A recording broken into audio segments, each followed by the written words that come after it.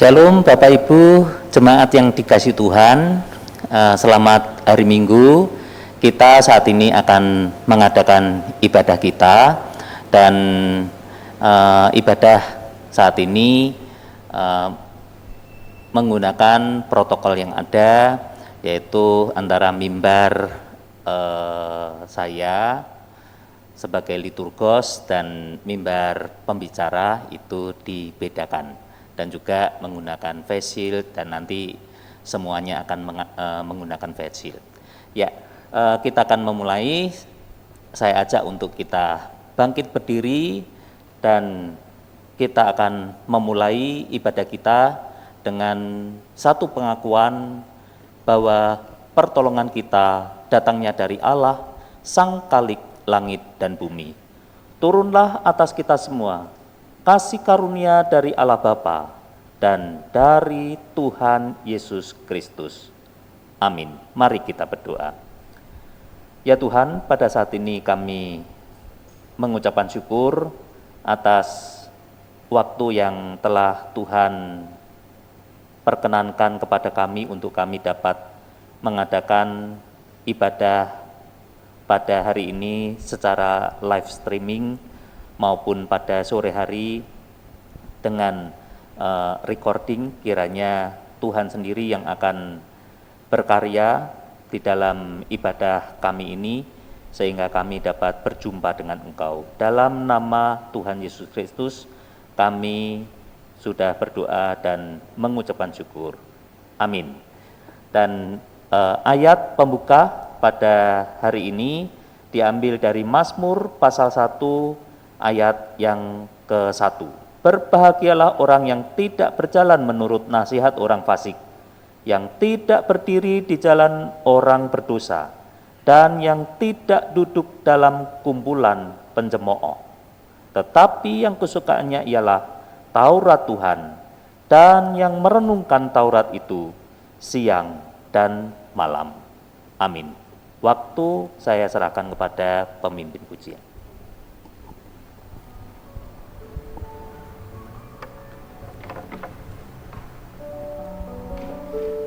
Shalom, selamat pagi, selamat hari Minggu, jemaat yang terkasih dalam Tuhan Yesus Kristus. Memasuki bulan yang keempat, kita masih melakukan ibadah secara online, tetapi kiranya itu tidak menyurutkan sukacita kita untuk tetap memuji Tuhan. Mari jemaat sekalian, saya undang untuk puji Tuhan, naikkan pujian syukur kepada Dia.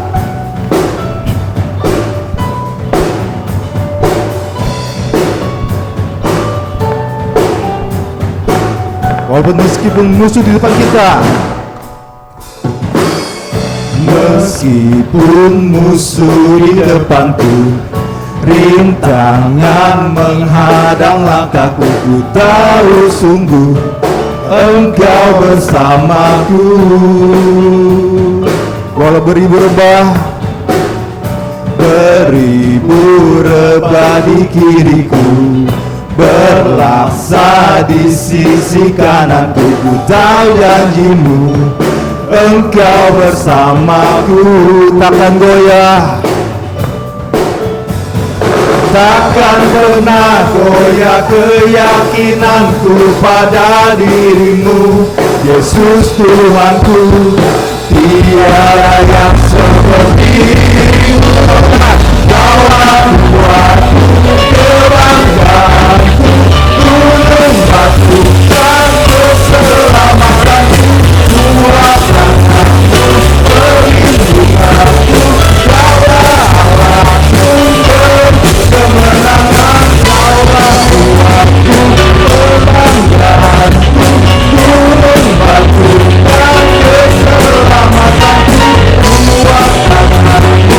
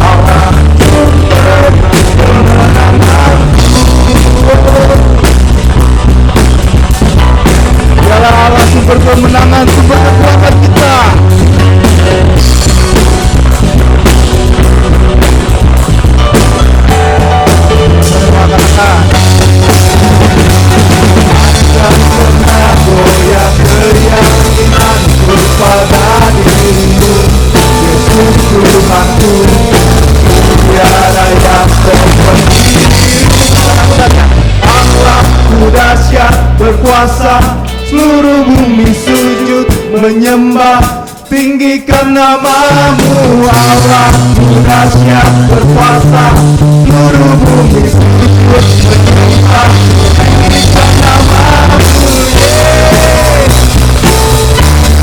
Allah dahsyat.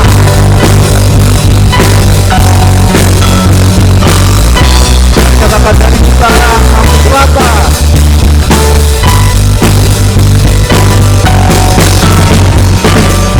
dari utara ke selatan, terdengar pujian bagi Allah.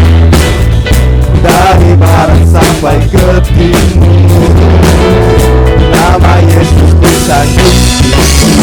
Dari lembah-lembah, gunung-gunung yang tinggi, kemuliaannya disaksikan, kebesarannya diceritakan. Yesus, Yesus, Yesus, Yesus, nama Yesus, nama Yesus disanjung dari pulau-pulau, lembah-lembah, gunung-gunung yang tinggi.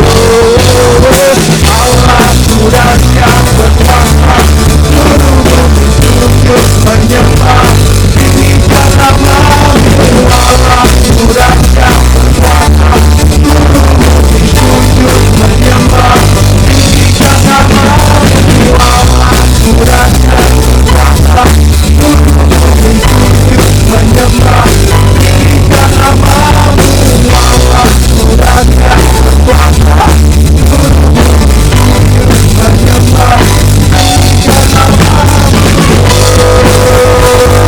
tinggikan namamu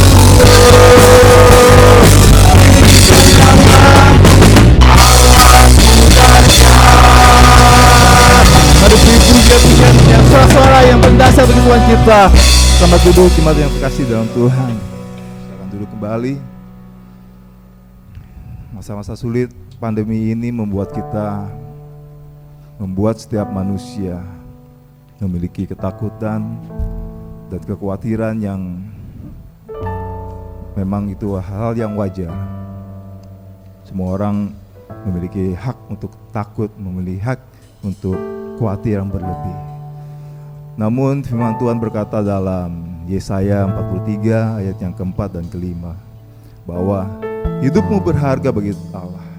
Bahkan dikatakan kita adalah biji mata Tuhan. Sebab itu janganlah khawatir, jangan takut. Tuhan menyertai engkau.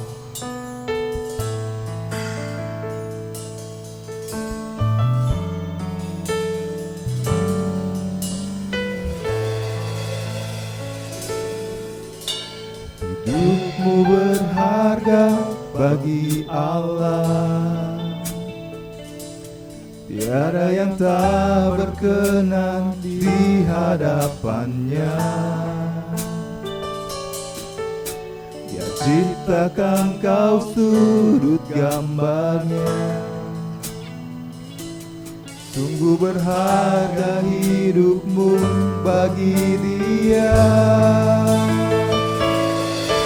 Dia berikan kasih-Nya pada kita.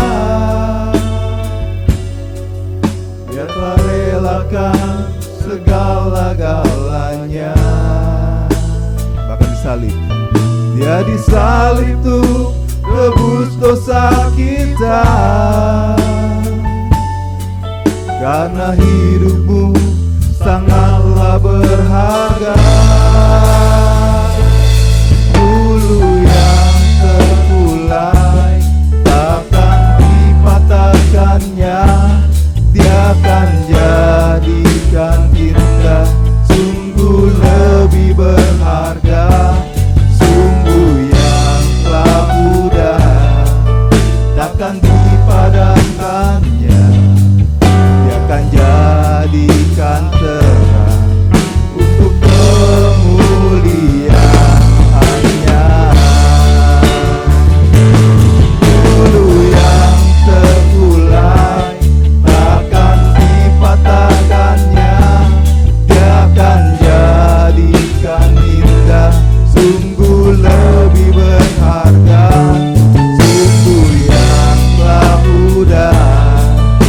takkan dipadamkannya.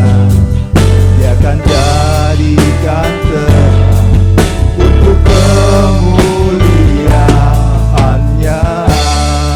Mari dengan kesungguhan hati kita naikkan pujian ini. Terima kasih Tuhan. Hidupmu berharga bagi Allah. Tiada yang tak berkenan di hadapannya. Dia ciptakan kau sudut gambarnya. Sungguh berharga hidupmu bagi Dia. Dia berikan kasih-Nya pada kita. Dia telah relakan segala-galanya, bahkan disalib. Dia disalib untuk tebus dosa kita. Karena hidupmu sangatlah berharga. Hidupmu sangatlah berharga. Bulu yang terkulai takkan dipatahkannya. Dia akan jadikan indah, sungguh lebih berharga. Sungguh yang laku dan takkan dipadamkannya. Dia akan jadikan terang untuk kemuliaannya. Bulu yang terkulai takkan dipatahkannya. Dia akan jadikan indah, sungguh lebih berharga. Sungguh yang laku dan takkan dipadamkannya.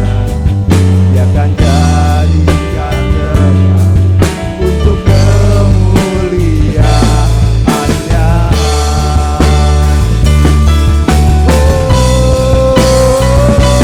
Bulu yang terkulai takkan dipatahkannya. Dia akan jadikan indah, sungguh lebih berharga. Sungguh yang laku dan takkan dipadamkannya. Dia akan jadikan terang untuk kemuliaannya. Jadi katakan bulu yang terkulai, oh takkan dipatahkannya. Dia akan jadikan indah, sungguh lebih berharga.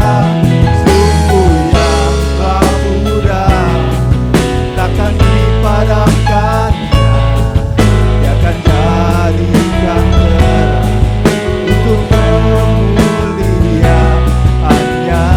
Dia akan jadikan terang. Dia akan jadikan terang untuk kemuliaannya. Dia akan jadikan terang untuk kemuliaannya.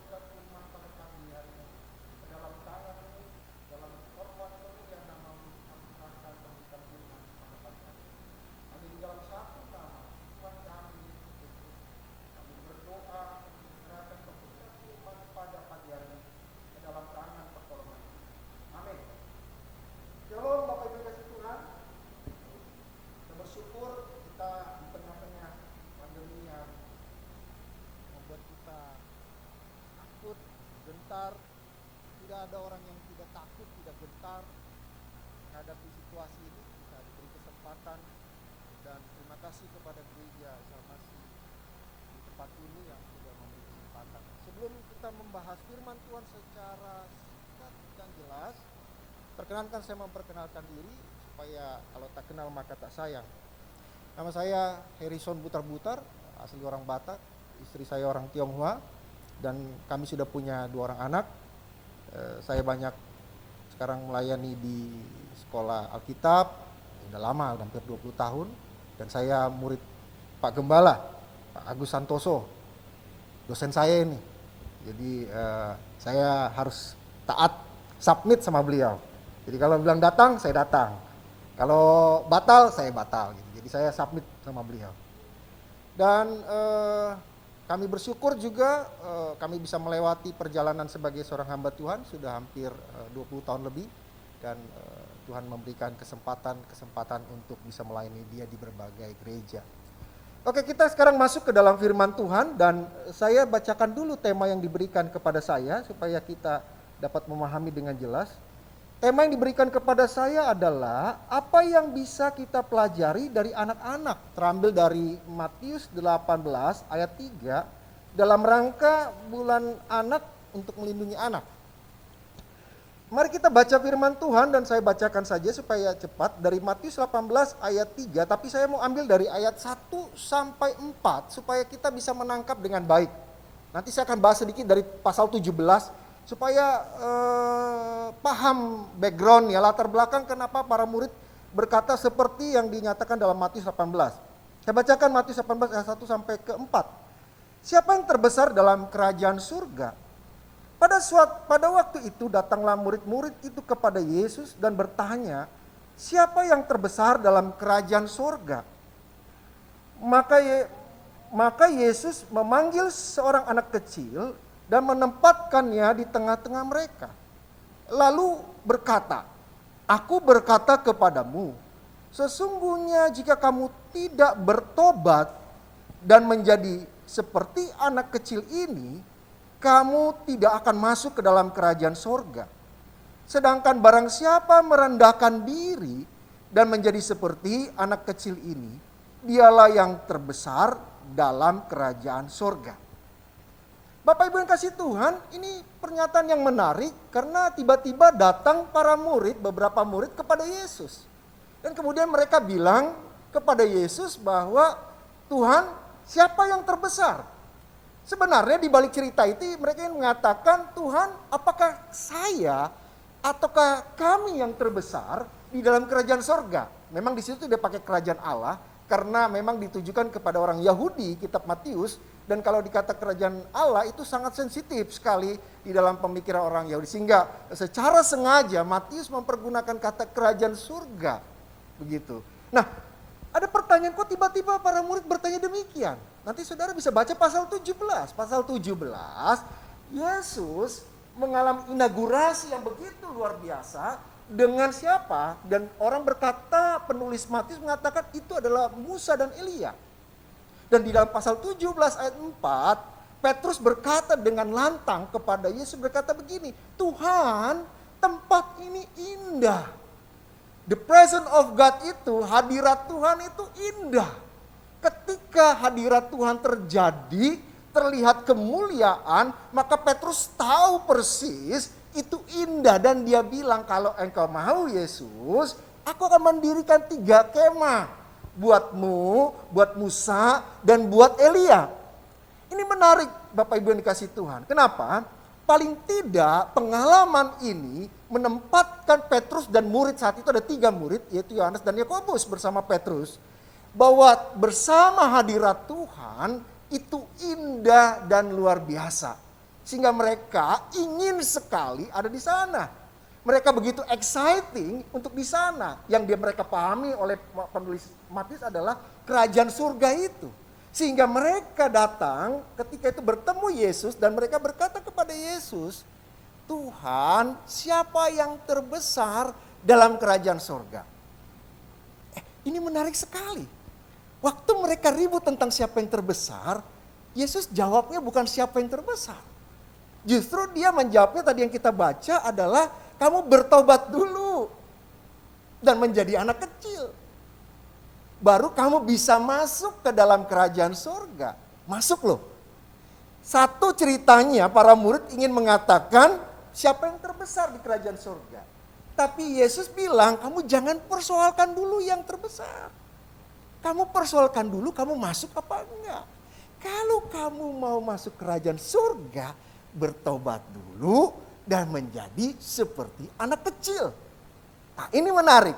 Memang ada pernyataan-pernyataan mengatakan anak kecil itu seperti apa sih gitu ya. Dan saya sangat lucu juga sebenarnya melihat beberapa bagian Alkitab yang kadang-kadang membuat kita tertegun gitu. Contoh, belajarlah kamu kepada semut. Semut kecil. Kalau belajar kepada singa, oke lah. Belajar kepada gajah, boleh lah. Punya kekuatan, kehebatan, kedahsyatan, luar biasa, mantap, gagah, mighty gitu. Tapi belajar sama semut. Alkitab kadang-kadang mengajarkan hal-hal yang unik. Dan kali ini Yesus menyuruh para murid untuk belajar kepada anak kecil. Tetapi memang ada sifat-sifat anak kecil yang sangat baik. Saya catat banyak gitu ya, pandai bergaul, supel gitu ya. Kalau ketemu temannya, peluk-pelukan. Makanya saya takut ini kalau sekolah SD dibuka begitu. Anak saya masih SD kelas 2. Kebetulan saya kawinnya udah agak tua, 8 tahun tidak punya anak. Dokter bilang saya tidak mungkin punya anak. Udah pasti tidak mungkin punya anak karena istri saya mengidap PCO. Jadi sel telurnya dibunuh sendiri oleh gen-gennya. Sampai kami ke Makmal UI Lab, Makmal UI, karena di Indonesia nggak ada yang bisa menyelidiki kenapa ini penyakit istri saya ini, siapa yang membunuh. Jadi dia hari ke 4, 5, 6 tuh udah terbunuh sel telurnya. Jadi kalau saya lihat di USG yang dari itu vagina itu mati dia begitu.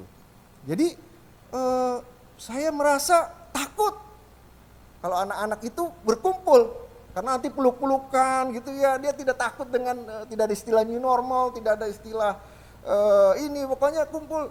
Itu anak-anak.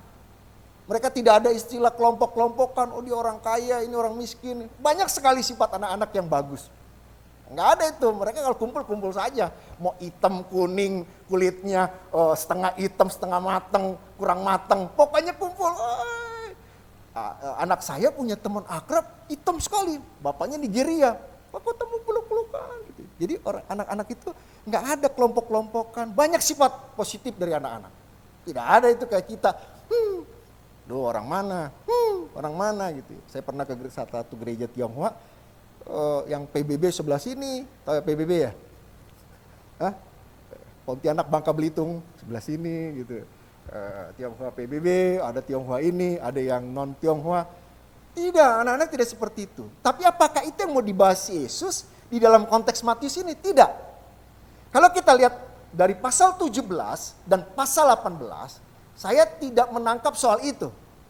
Saya menangkap Yesus berkata kepada para murid, belajar kepada anak-anak atau menjadi seperti anak-anak, ada dua hal yang harus dipahami oleh saudara dan saya untuk masuk dulu ke dalam kerajaan surga, baru juga menjadi terbesar. Pertama, bahwa anak-anak itu percaya penuh kepada orang tuanya. Jadi nanti tangkap cerita di pasal 17 dan ayat 18 kita baca, tidak soal yang tadi, peluk-pelukan anak-anak itu, bukan itu. Tetapi dalam konteks itu, anak-anak percaya penuh kepada orang tuanya. Totally. Saudara-saudara yang kasih Tuhan, saudara jangan berpikir bahwa kalau kadang-kadang kita khawatir, itu tandanya kita kita punya iman yang kecil. Enggak.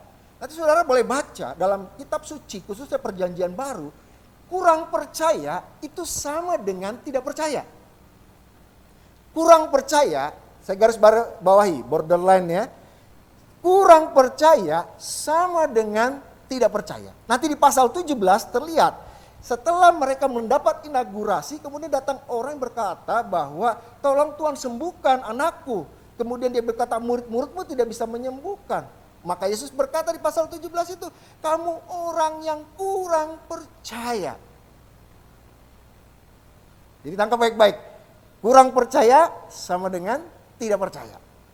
Jadi kita jangan kurang percaya, harusnya percaya walaupun digoyang tetap percaya. Nanti baca saudara-saudara Matius 6 ayat 30, Matius 8 26, Matius 14 ayat 31, Matius 17 ayat 20, Lukas 12 ayat 28. Kurang percaya sama dengan tidak percaya. Jadi kita harus percaya penuh kepada Tuhan. Kalau kita pergi sekarang percaya kepada siapa? Saya kemarin bincang-bincang sama teman-teman saya di kantor, saya tertawa-tawa, saya bilang gini, minta maaf ini kalau orang Jakarta ini, saya kan lahir di Tanjung Priok. Jadi saya bilang, lu kalau pergi, lu percayakan keselamatan lu sekarang ini pandemi sama Tuhan atau sama sanitizer? Gitu? Kita lebih percaya sanitizer, saya aja pakai sanitizer, saya bawa sanitizer. Gede lagi. Kan? Kadang-kadang kita sudah berdoa, sudah pakai sanitizer juga, toh nggak percaya juga buat Tuhan menjaga. Memang benar, siapa sih yang tahu virus sekecil itu? Bahkan saya baca kemarin salah satu artikel mengatakan air purifying yang katanya punya HEPA itu, filter HEPA juga yang bisa nangkap virus flu, tidak bisa tangkap corona. Flu itu 0,4 mikron katanya, tapi corona yang sekarang 0,1 sekian mikron. Sulit sekali. Sehingga siapa yang bisa jaga kita? Apakah benar kita punya iman percaya? Kemarin saya nonton sebuah video suami istri begitu takut, istrinya paranoid terhadap corona sehingga suaminya suruh tidur terpisah. Suami suruh tidur di lantai, dia tidur di atas. Anaknya datang suruh nggak boleh. Akyu saya itu kemarin istri saya bilang, si Akyu udah 4 bulan gak boleh orang datang. Anaknya suruh datang di stop di pagar katanya, jangan masuk. Memang Akyu udah tua sih, udah 70 sekian gitu. Saya juga nanti habis ini ke rumah mama saya di Tanjung Priok. Biasanya saya gak masuk ke rumah, mama saya udah 79. Tapi jangan terlalu paranoid juga.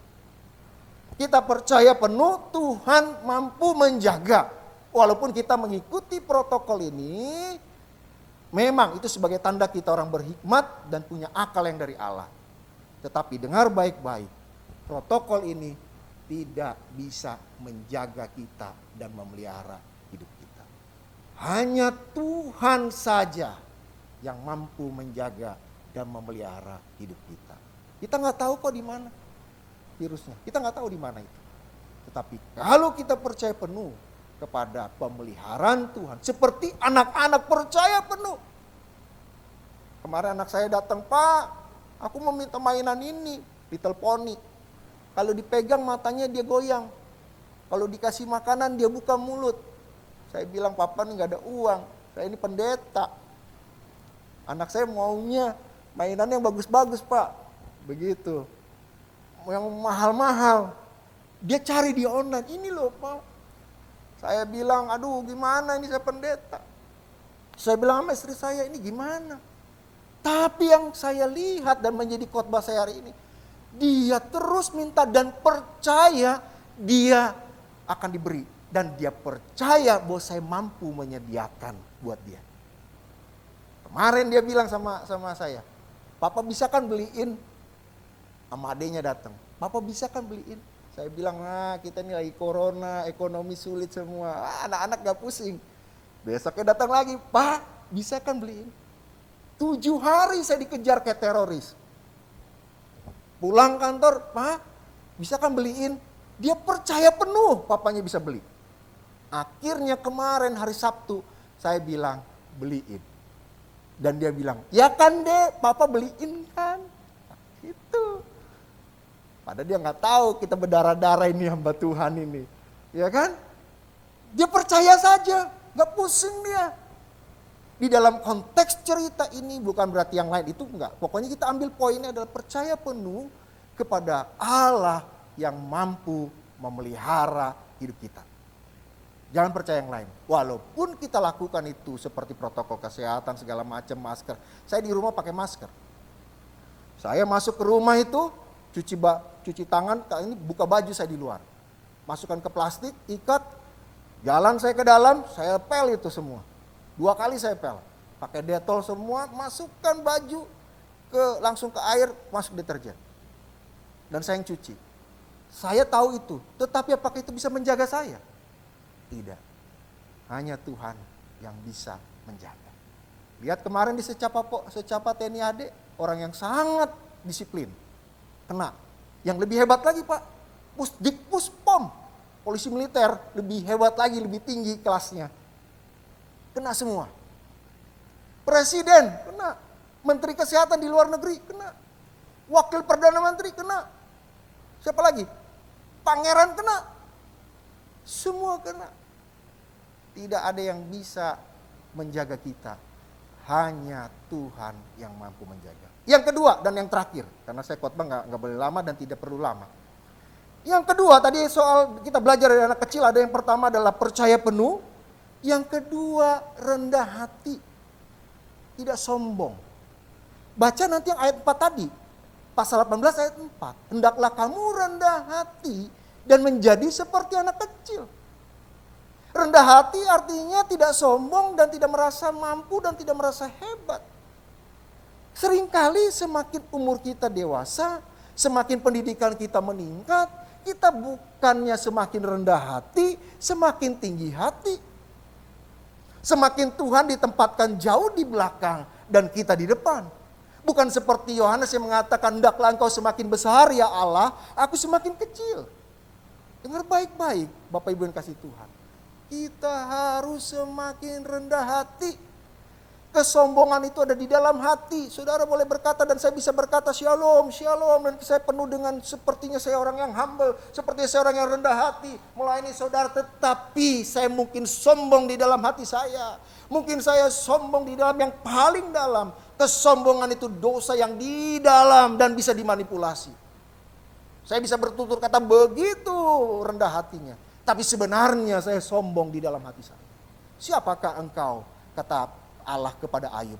Ketika aku menciptakan alam semesta ini, hai Ayub engkau di mana? Nanti baca pasal 38, 39, 40, 41. Ketika Ayub mempertanyakan hari kelahirannya, dia begitu marah sama Tuhan.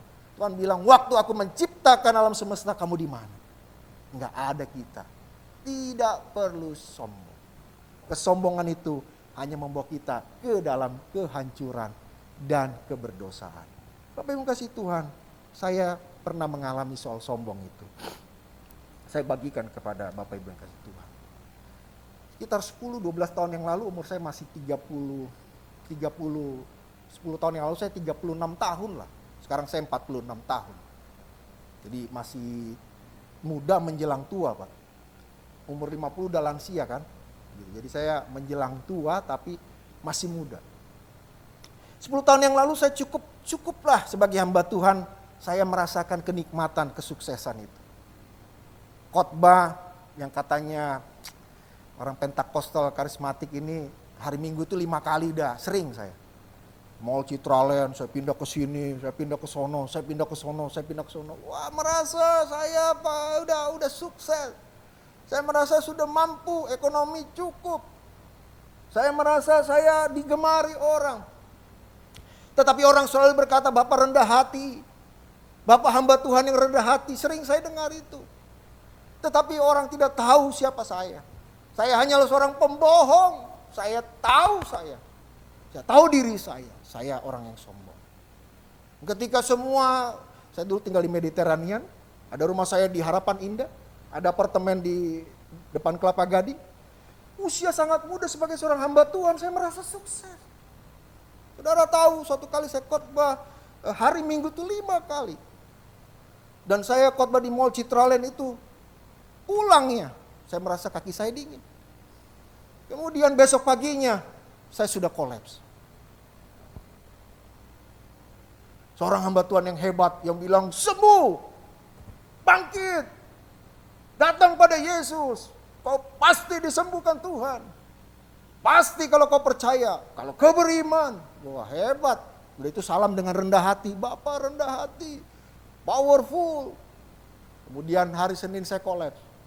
Saya datang ke berbagai dokter bingung satu beda-beda. Terakhir saya ke Profesor Suwandi, internis di Medistra. Katanya dia paling hebat untuk internis di Indonesia, guru besar tua yang jago. Jadi keluarga kami dari istri saya biasa di Suwandi, Profesor Suwandi. Dia kasih analisa yang beda juga. Ketika dia bilang begini, saya bilang sama istri saya, pulang kita. Pulang. Dan saya tidak bisa bangun. Hampir 1 tahun saya tidak bisa bangun.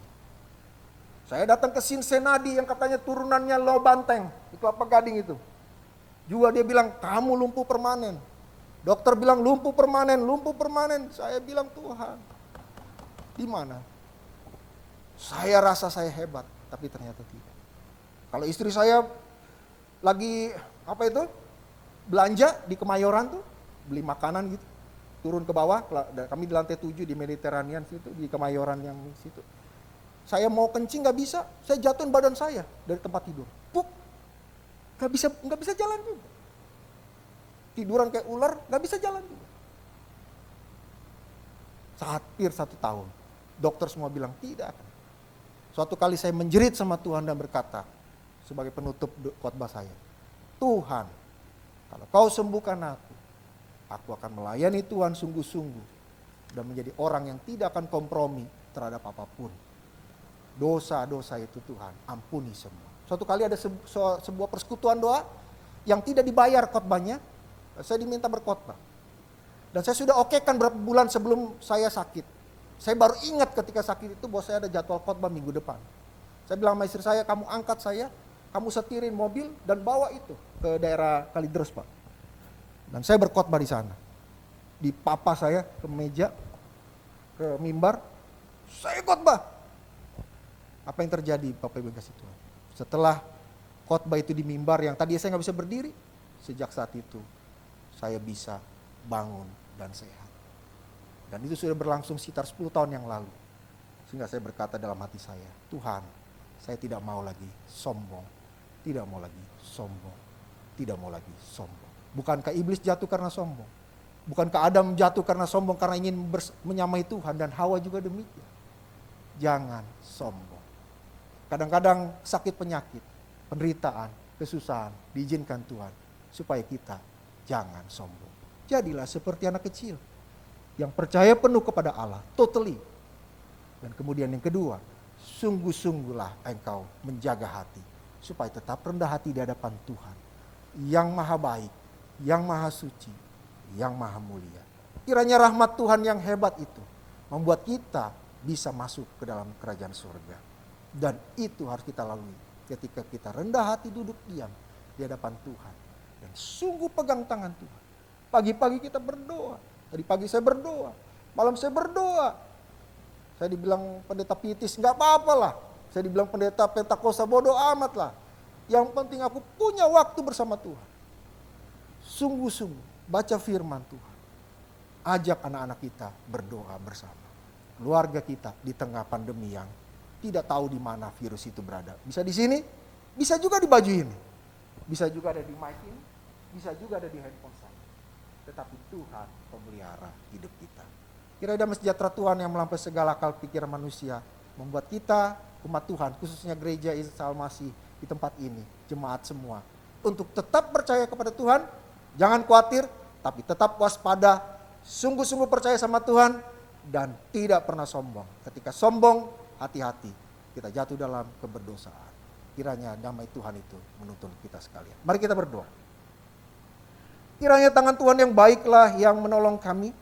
Kiranya tangan Tuhan yang baiklah yang memimpin kami. Agar kami menjadi seperti anak kecil yang percaya penuh kepada Allah. Yang mampu menjawab semua pergumulan kami. Dan juga kepada Allah yang memberi rahmat kepada kami sehingga kami menjadi orang yang tidak sombong dan tidak tinggi hati. Ajari kami senantiasa ya Tuhan untuk belajar firman-Mu di tengah pandemi ini agar kami tidak takut dan gentar, bahkan kami waspada karena pertolongan Tuhan. Berkati jemaat-Mu yang sakit, sembuhkan mereka di dalam nama Tuhan Yesus. Tuhan penyembuh, Tuhan yang penuh dengan mukjizat, kiranya Tuhan menyembuhkan mereka. Dan kiranya Tuhan menjauhkan semua mara bahaya, sakit penyakit, virus apapun Tuhan dari kehidupan kami. Kiranya Tuhan memberi rahmat anugerah-Mu, perlindungan dan pemeliharaan-Mu dalam kehidupan kami semua. Hanya dalam satu nama, Tuhan Yesus Kristus, kami berdoa dan menyerahkan firman ini dan hidup kami selanjutnya ke dalam tangan pertolongan Tuhan. Amin.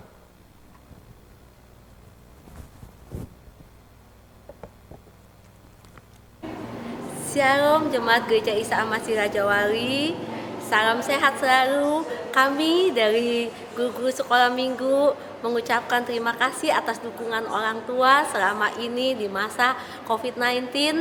Orang tua telah mendukung anak-anaknya dalam mengikuti kebaktian online. Terima kasih, Tuhan Yesus memberkati kita selalu. Amin.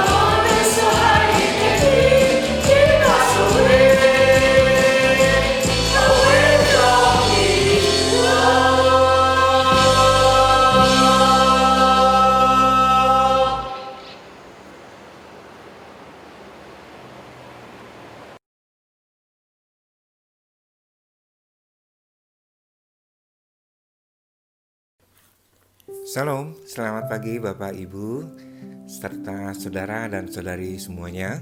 Setelah kita memuji dan mendengarkan firman Tuhan, marilah sejenak kita memperhatikan warta jemaat gereja kita seminggu ke depan tanggal 19 Juli 2020. Pertama-tama kami mengucapkan terima kasih kepada Bapak Pendeta Harrison Butar-Butar sebagai Ketua Yayasan Puri Asi Indonesia dan juga melayani di Gereja Sungai Yordan atas pelayanan pemberitaan firman Tuhan dalam kebaktian umum pada hari ini.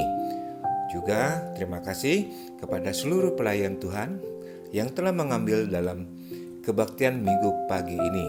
Kiranya Tuhan Yesus memberkati setiap pelayanan dari Bapak, Ibu, Saudara, dan Saudari sekalian. Persekutuan doa malam. Jemaat diundang untuk terus bertekun di dalam doa bersama dengan seluruh keluarga melalui persekutuan doa malam. Persekutuan diadakan setiap hari Rabu serentak bersama-sama dengan seluruh jemaat GIA Raja Wali di rumah masing-masing pada jam 7 malam. Panduan liturgi dikirim melalui grup WhatsApp setiap jam 6 sore. Juga doa serentak yang diadakan setiap hari Senin sampai Sabtu jam 5 pagi. Dapat diikuti juga oleh jemaat. Panduan liturgi juga dikirimkan melalui grup WhatsApp. Mari bersekutu bersama dan memohon hikmat dan perlindungan Tuhan kepada kita semua. Persekutuan pria. Kaum pria diundang untuk bersekutu bersama persekutuan pria yang diadakan melalui Zoom meeting pada hari Sabtu, tanggal 25 Juli jam 5 sore.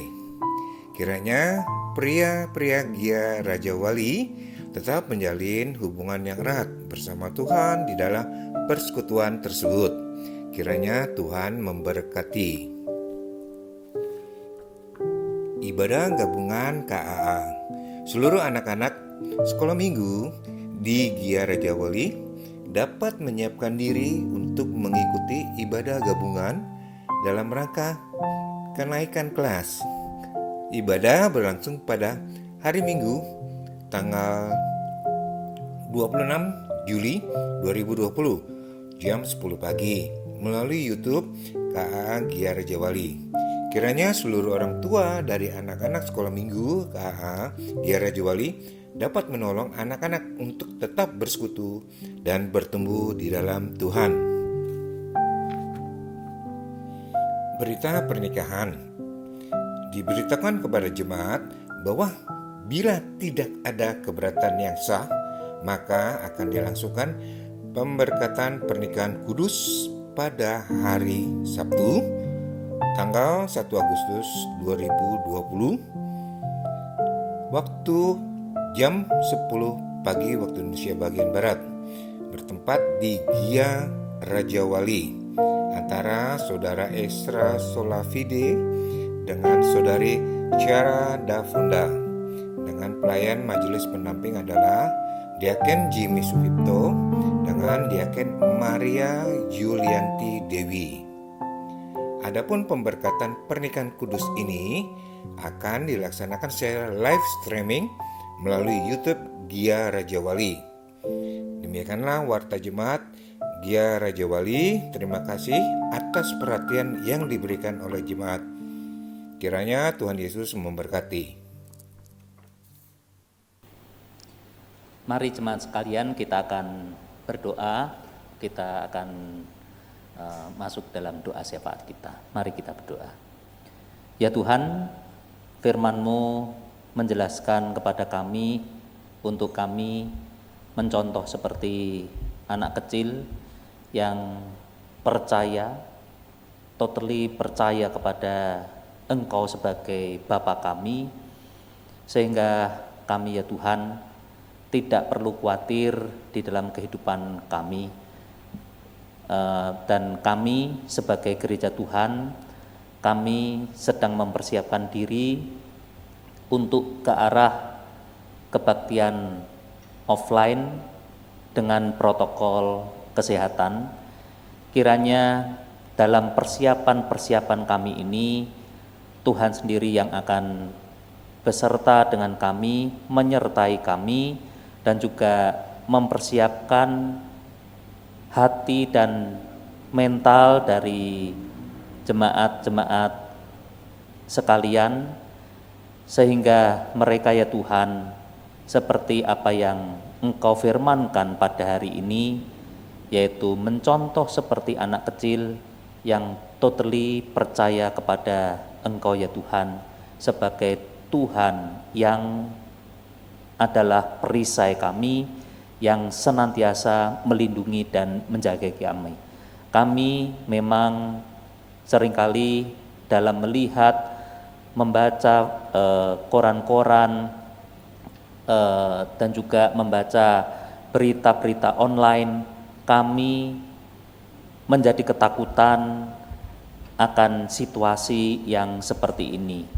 Memang kami harus tetap menjaga kesehatan kami, tetapi kami juga yang terpenting adalah percaya kepada Engkau totally seperti seorang anak kecil yang percaya kepada Bapa.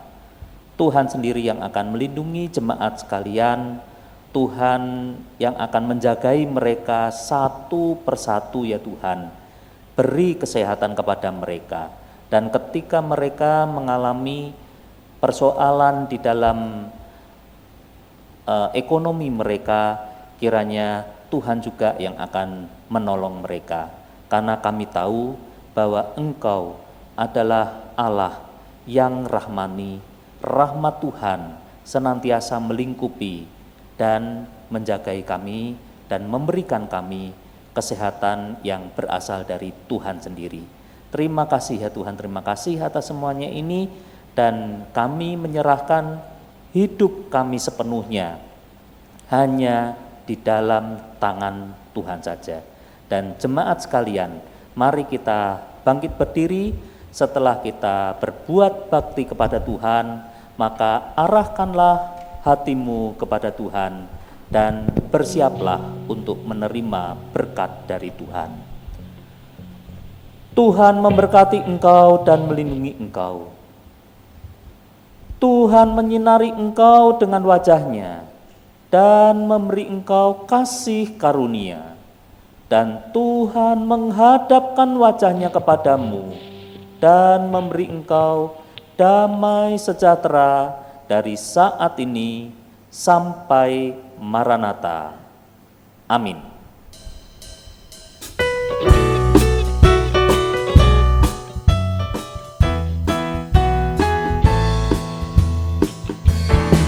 Ada Yesus di hatiku, ada benih kebenaran dalam hidupku. Tiap hari diteguhkan, disegarkan oleh firman-Nya yang hidup. Ada Yesus di hatiku, ada benih kebenaran dalam hidupku. Tiap hari diteguhkan, disegarkan oleh firman-Nya yang hidup. Makin berakar di dalam Tuhan, makin dalam makin kuat di dalam Tuhan. Makin berakar di dalam Tuhan, makin dalam makin kuat, makin dalam makin kuat di dalam Tuhan. Selamat hari Minggu, Tuhan Yesus memberkati, dan silakan bersaat teduh sejenak.